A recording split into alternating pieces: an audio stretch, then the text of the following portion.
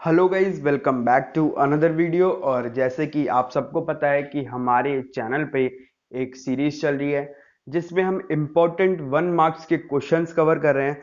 तो आज उसी सीरीज में हम पॉलिटिकल साइंस का बुक टू का चैप्टर डेमोक्रेटिक रिसर्जेंस कवर करने वाले हैं, ठीक है।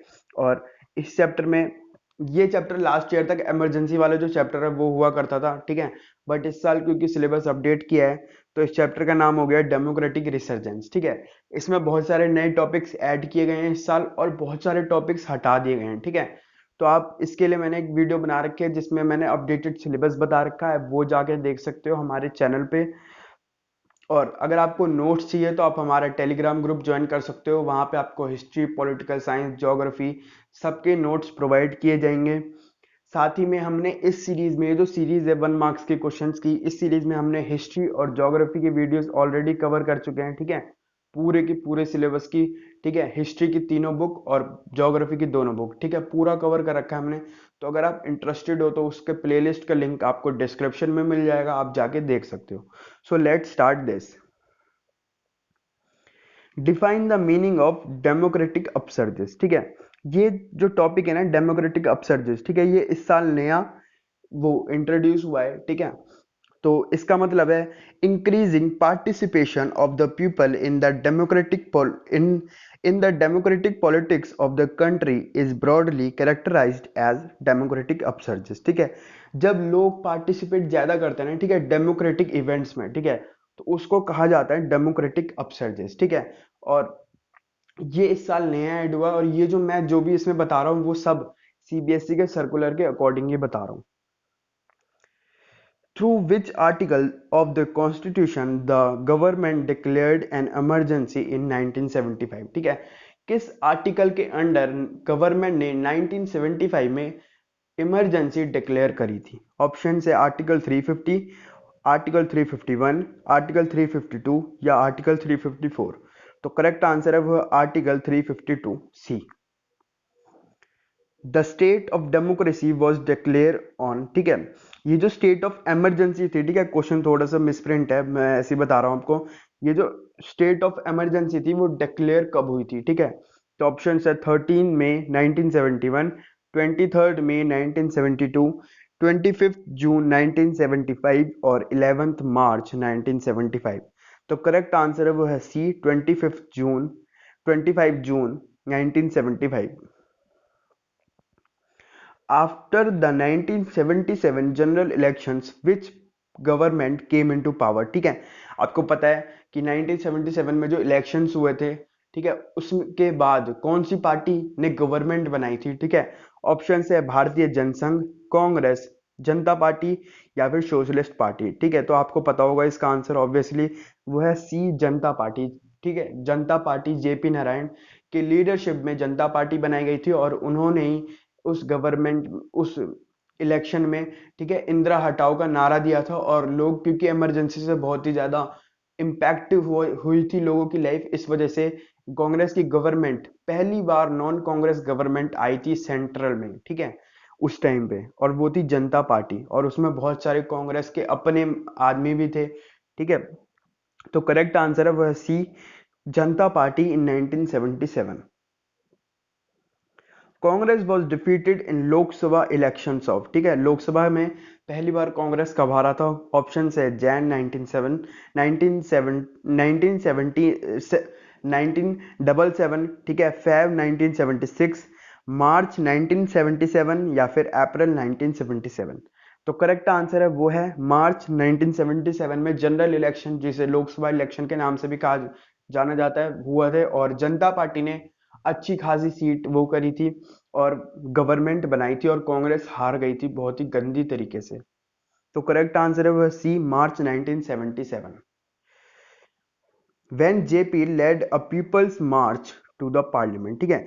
जेपी का मतलब जयप्रकाश नारायण, ठीक है, जयप्रकाश नारायण ने एक मार्च करी थी पार्लियामेंट तक, वो कब करी थी? ऑप्शन है 1977, 1978, 1975 या 1976, ठीक है। तो इमरजेंसी लगने से कुछ दिन पहले ही ये मार्च हुई थी और इस वजह से इसका जो करेक्ट आंसर है वह सी, 1975। The Bihar movement in 1974 was led by, ठीक है, बिहार मूवमेंट जो है ना वो 1974 में जो हुई थी वो किसके लीडरशिप में हुई थी? ठीक है, ऑप्शन है चारू मजुमदार, जयप्रकाश नारायण, मोरारजी देसाई या फिर सी नटराजन। ठीक है, तो करेक्ट आंसर है वो है बी, जयप्रकाश नारायण। ठीक है, उस टाइम पे ये बहुत ही सुप्रीम लीडर थे ऑपोजिशन के और बहुत ही अच्छे खासे इंसान थे। In which year internal emergency was declared by Shrimati Indira Gandhi? ठीक है, इंटरनल इमरजेंसी कब डिक्लेयर की गई? ठीक है, तो ऑप्शन है 1965, 71, 1975 या 1980। तो करेक्ट आंसर है वो है सी, 1975। State whether the following statements regarding the emergency are correct और इनकरेक्ट। ठीक है, हमें बताने कि कौन सी स्टेटमेंट्स हैं वो जो करेक्ट है और कौन सी इनकरेक्ट है। ठीक है, it was declared in 1975 by Indira Gandhi. ठीक है, तो 1975 में इंदिरा गांधी ने ये डिक्लेयर करी, तो ये लाइन बिल्कुल सही है, मतलब ट्रू। उसके बाद it led to the suspension of all fundamental rights. ठीक है, फंडामेंटल राइट्स जितने भी थे, ठीक है, सबके वो सब सस्पेंड हो चुके थे। ठीक है, मतलब सब खत्म हो चुके थे, तो ये भी स्टेटमेंट बिल्कुल ट्रू है। It was proclaimed due to the deterioration economic condition. ठीक है, इकोनॉमिक कंडीशन की वजह से ऐसा हुआ था, तो ये लाइन जो है ना ये गलत है। ठीक है, ये इकोनॉमिक नहीं, ये पॉलिटिकल सिचुएशन ऐसी आ गई थी। ठीक है, क्योंकि उनको अपनी गवर्नमेंट बचानी थी, इस वजह से उन्होंने ऐसा किया। सो करेक्ट आंसर वो फॉल्स है, ये जो सी है ना वो फॉल्स है। उसके बाद many opposition leaders were arrested during the emergency. ठीक है, आपको पता होगा कि जितने भी ऑपोजिशन के लीडर थे, ठीक है, उन्हें मार्शल लॉ के अंदर अरेस्ट कर लिया गया। ठीक है, और उसके बाद CPI supported the proclamation of the emergency. ठीक है, CPI supported the proclamation of emergency. ठीक है, तो ये भी जो है ना ट्रू है। तो ट्रू कौन कौन सी लाइन है ये देख लेना आप। ए ट्रू है, बी ट्रू है, डी ट्रू है और ई ट्रू है। ठीक है, और सी जो है वो फॉल्स है। In which year internal emergency was declared. ठीक है, ये हमें आता है। ठीक है, ये 1975, 25 जून।